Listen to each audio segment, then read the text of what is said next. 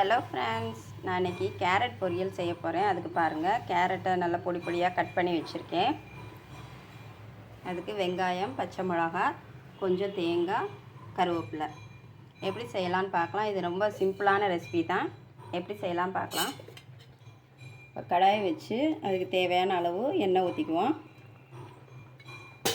இந்த எண்ணெய் சூடானதும் கடுகு கொஞ்சம் போட்டுக்குவோம். உளுத்தம்பருப்பு கொஞ்சம் போட்டுக்குவோம்.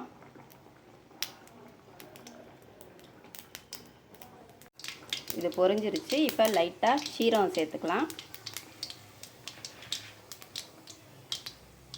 இப்போ இது கூட இந்த வெங்காயத்தையும் சேர்த்துக்குவோம்.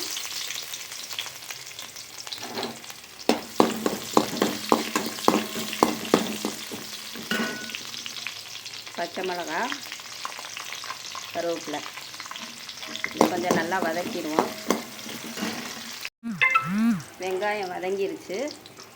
இப்போ இதில் இந்த கேரட்டை போட்டுக்கலாம்.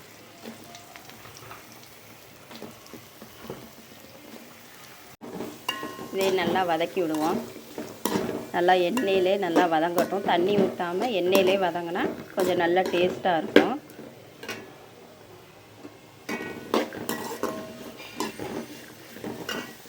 இப்போ இதுக்கு தேவையான கொஞ்சோண்டு தனி மிளகாத்தூள் போட்டுக்கிறேன். ஒரு அரை ஸ்பூன், ஒரு 1/4 ஸ்பூன் மஞ்சள் தூள் போட்டுக்கிறேன். இதுக்கு தேவையான அளவு உப்பு. இது எல்லாத்தையும் சேர்த்து நல்லா வதக்கி விடுவோம். லோ ஃப்ளேம்லேயே வச்சு இந்த ஆயிலே வதக்கிக்கிட்டே இருக்கணும். அதிலே நல்லா வெந்துடும். தண்ணியே ஊற்ற வேண்டாம். பாருங்கள், நல்லா கேரட்லாம் நல்லா வதங்கி வருது பாருங்கள். இன்னொரு 5 நிமிஷத்துலேயே நல்லா வெந்துடும். இன்னும் கொஞ்சம் வேகணும். ஒரு 5 நிமிஷம் ஆகட்டும். பாருங்கள், கேரட் நல்லா வதங்கிடுச்சு, நல்லா வெந்துடுச்சுங்க. இப்போ இதில் தேங்காயை சேர்த்துக்குவோம்.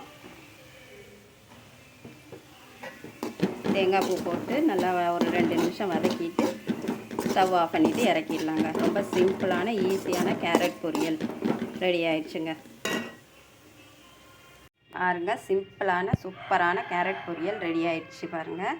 இந்த மாதிரி நீங்களும் செஞ்சு சாப்பிட்டு பாருங்கள். இது நல்லா சூப்பராக இருக்குங்க. பெரியவங்க சின்னவங்க எல்லாருமே நல்லா விரும்பி சாப்பிடுவாங்க.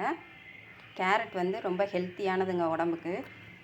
இந்த வீடியோ பிடிச்சிருந்தா லைக் பண்ணுங்கள், சப்ஸ்கிரைப் பண்ணுங்கள்.